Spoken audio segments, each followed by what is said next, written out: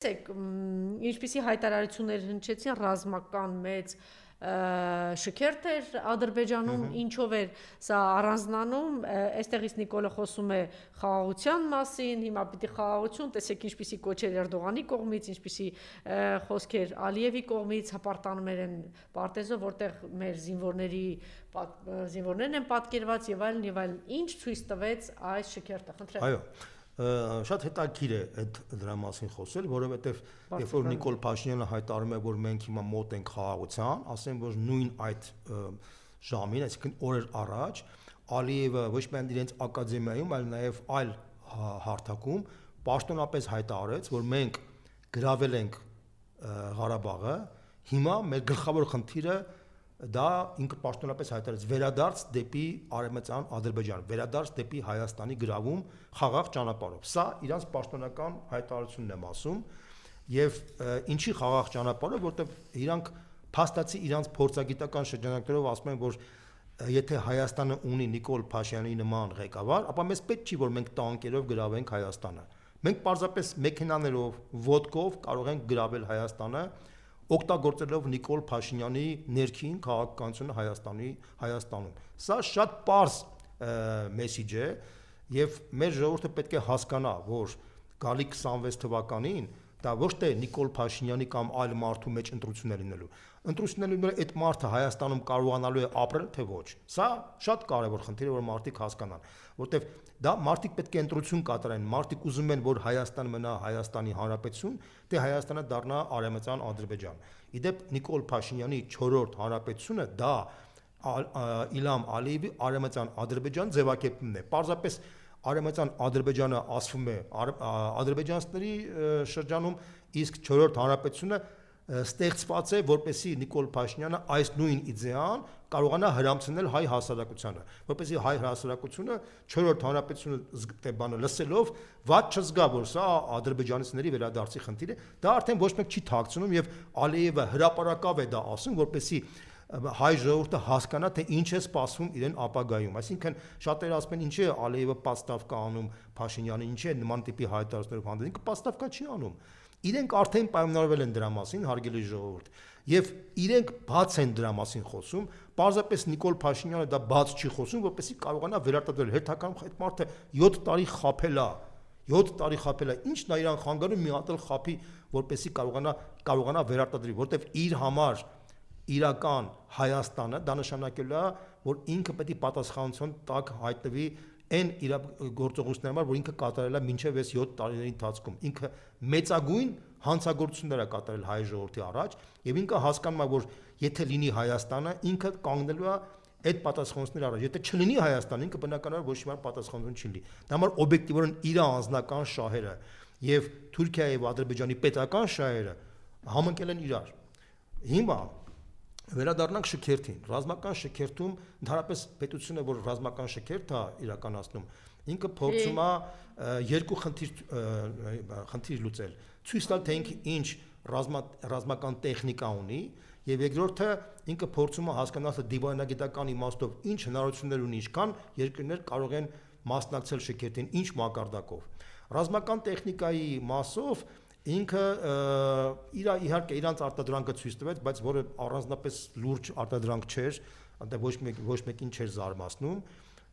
Զարմանալին հետաքրիր էր, որ ինքը ցույց տվեց նաև իսրայելական զինտեխնիկա, հատկապես հեռահար հրթիռներ մինչև 300 կիլոմետր տարածք, որ կարող են իրենք օգտագործեն, ինչը ցույց է տալիս, որ փաստորեն լուրջ սպառնալիք է Հայաստանի համար, որտեղ 300 կիլոմետր դա լուրջ տարածք է։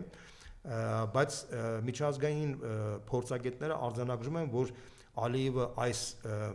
շքերթով նաև փորձում էր մեսիջ ուղարկել ոչ միայն Հայաստանին, այլ նաև Ռուսաստանին եւ Իրանին, որ այդ հրթիռները կարող են օգտագործվել նաև Ռուսաստանի եւ Իրանի մոտակա տարածքների հետ կապված, բայց հասկանալի պատճառներով, քանի որ Ալիևը երբևիցե ռիսկ չի անի Ռուսաստանի կամ Իրանի դեմ ինչ որ քայլ կատարել, հասկանալի է, որ գլխավոր թիրախը այս հարցում Հայաստանն է լինելու։ Բացի ռազմական այդ տեխնիկայի ցուցադրումից պարզ եղավ, որ թե ովքեր են իր մոտակա դաշնակիցները։ Ուրեմն ես հիմա հիերարխիկ համակարգն եմ ուզում ներկայացնեմ, ամենամոտակա դաշնակիցները պարզվեց, որ Թուրքիան ու Պակիստանն է, որտեղ Թուրքիան ու Պակիստանը իրենց երկրի ղեկավարներով մասնակցեցին, Պակիստանի վարչապետը եւ Թուրքիայի նախագահան մասնակցեց այդ շքերթում։ Երկրորդ շերտի մակարդակով մեր համար շատ զարմանալիորեն մեծ դերակատարում ունեցան փաստացի մի քանի երկրներ, ուղղակի ուզում եմ թվարկեմ, Սլովակիայի փոխվարչապետ եւ պաշտպանության նախարար, մենք պետք է հիշենք դրա մասին, Սերբիայի գլխավոր շտաբի պետը, Սերբիայի երկիր, այն երկրին, որին մենք մինչև վերջ չէինք աջակցում, Կոսովոյին չենք ճանաչում, բան եւ այլն, պարզվեց, որ Սերբիան շատ ակտիվ համագործակցում է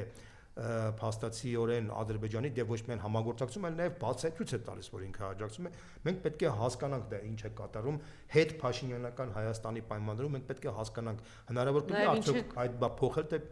բայց դա փաստ է, որ Սերբիան եւ Սլովակիան դրանք ընդգծված ցույց են տալիս, որ ադրբեջանամետ դիրքորոշումներ ունեն։ Բացի իրենցից փաստացի կարելի ասել, որ բարձր մակարդակով մասնակցություն։ Բայց լավ փայլուն հարաբերություններ ունեն Պուտինի հետ եւ Ռուսաստանի հետ։ Ես բան չունեմ ասելու, բայց մենք պետք է հասկանանք, թե մեկը մյուսի հետ կապ չունի։ Մենք պետք է մեր շահերի տեսակետից մենք պետք է ընդունենք այն փաստը, որ Սերբիան եւ Սլովակիան ունեն առանձնահատուկ դրական հարաբերություններ Ադրբեջանի հետ, ինչը մեզ պետք է մտածելու տեղ տա։ Հաջորդը, որը ավելի նույնպես ոչ պակաս բարձր մակարդակով հանդես եկան, դա Ղազախստանն ու Ղրղզստանն էին, որոնք հանդես եկան պաշտպանության նախարարների մակարդակով։ Պաշտպանության նախարարները դա ճիշտ է, երկրի ղեկավար չի, փոխվարչապետ չի, բայց այնուամենայնիվ այսինքն որոշակի բարձր մակարդակ։ Այդ բացացի այդ 4 երկրներն էին, որոնք Պակիստանի, Թուրքիայից բացի, որ ցույց տվեցին, որ իրենք ունեն առանձնահատուկ հարաբերություններ Ադրբեջանի հետ։ Երրորդ մակարդակը արդեն կարանք ներկայացնենք բանի Սաուդյան Արաբիայի եւ Ուզբեկստանին, որոնք մասնակցեցին պաշտպանության փոխնախարարների մակարդակով, այսինքն մի կարգ ավելի ցածր։ Այսինքն կարող ենք արձանագրել, որ արաբական աշխարհից, բացի Սաուդյան Արաբիայից, ոչ մեկ քիչ թե շատ բարձր մակարդակով հանդես չեկավ։ Դա շատ կարևոր հանգամանք է, որտեղ մահմեդական աշխարհում կարելի ասել, որ արաբական աշխարհը հետաքրքրություն չունի Ադրբեջանի նկատմամբ։ Ու Սաուդյան Արաբիան չհաշված, որտեղ Սաուդյան Արաբիան մինչև պատերազմը չուներ դիվանագիտական հարաբերություններ Հայաստանի հետ եւ հաստատվեց վերջին ժամանակահատվածում եւ նույնիսկ Սաուդյան Արաբիան փող նախարարի մակարդակով էր հանդես եկել։ Բացի այդ կան նաև այլ խոշոր մահմեդական երկրներ, ես նկատում եմ Մալազիան, որը նույնպես որևէ ներկայություն չի ունեցել։ Այսինքն մենք կարող ենք ասել, որ մահմեդական աշխարհում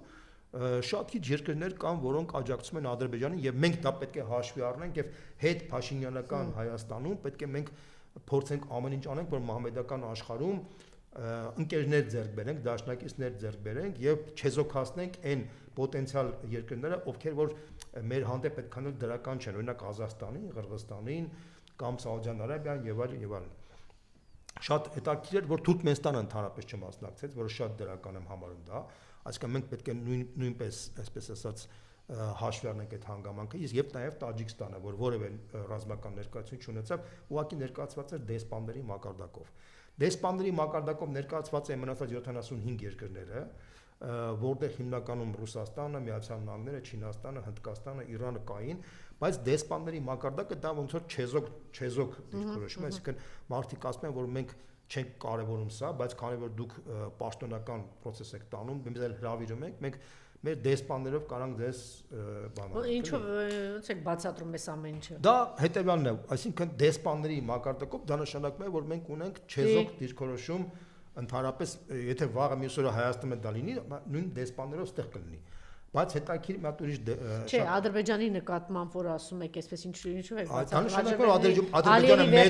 Դա նշանակում է, որ Ադրբեջանը մեծ պոտենցիալ ուժեղ դաշնակիցներ ունենալ չունի։ Դա փաստ եմ ասում։ Չէ, դա եմ ասում, ինչով եք բացատրում, որտեղ այնտեղ Ղազախստան, Տաջիկստան բան հարաբերություններ էր, նորմալ, ինչով եք բացատրում։ Ադրբեջան-Ռուսաստան հարաբերությունները Տաջիկստանը որևէ ձևի չի մասնակցել, Ղազախստանը մասնակցել է։ Մենք պետքա փորձենք տարանջատենք երկրները եւ հասկանանք, որ երկրները ուզում հասկանալ ինչ տեղի ունեցավ, որտեղ է թուրքական աշխարհի հետ բավականին լավ հարաբերություններ ուներ, ֆորումների, բաների միշտ Ադրբեջանը ներգրաված եղել Ալիևը։ Ուղղված են պատկերացումներ, որ Ադրբեջանը ունի, բայց տեսեք, օրինակ հետաքրիր բան ասեմ, ուրեմն ընդհանրապես նույնիսկ դեսպանների մակարդակով չմասնակցեցին եվրոպական երկրները։ Օրինակ Գերմանիան պատճառաբանեց, որ մենք ինչ որ պատճառներ բերեց, ասես որ մեր դեսպանը նույնիսկ չի կարող մասնակցել, պատճառ բերեց։ Եվ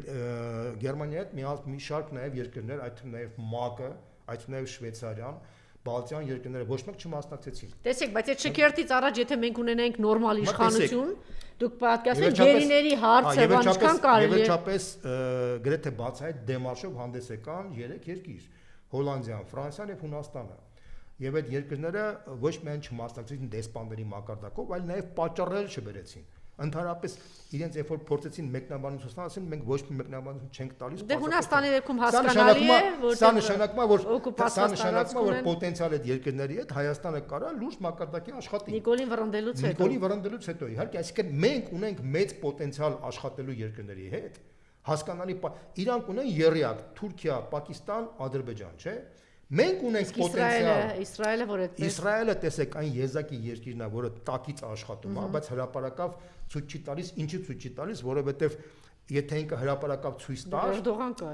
Էրդողանն ու Պակիստանը կմերժեին դա։ Ադրբեջանը հասկանալով այդ իրավիճակը, փորձում է Իսրայելին հրապարակավ չմտցնի այդ խաղի մեջ, բայց բոլորն էլ հասկանում են, Իսրայելը տակից ակտիվորեն աշխատում է Ադրբեջանի հետ, բայց մենք պետք է նշենք, որ ինքը Հայաստանը ունի շատ ավելի լուրջ պոտենցիալ աշխատելու այլ երկրների հետ, Ռուսաստանի, Իրանի, Չինաստանի, Ֆրանսիայի, Հունաստանի, շատ ավելի լուրջ երկրների հետ, որը եթե այստեղ նորմալ երկիր լինի, մենք կարանք աշխատենք, այսինքն մեր պոտենցիալը լուրջ երկրների հետ աշխատելու շատ ավելի մեծ է, քան Ադրբեջանինն է։ Նույնիսկ այն պարագայում, երբ որ Ադրբեջանը այսօր անգամներով ավելի ուժեղ է իր պոտենցիալով ռազմական, քան Հայաստանը,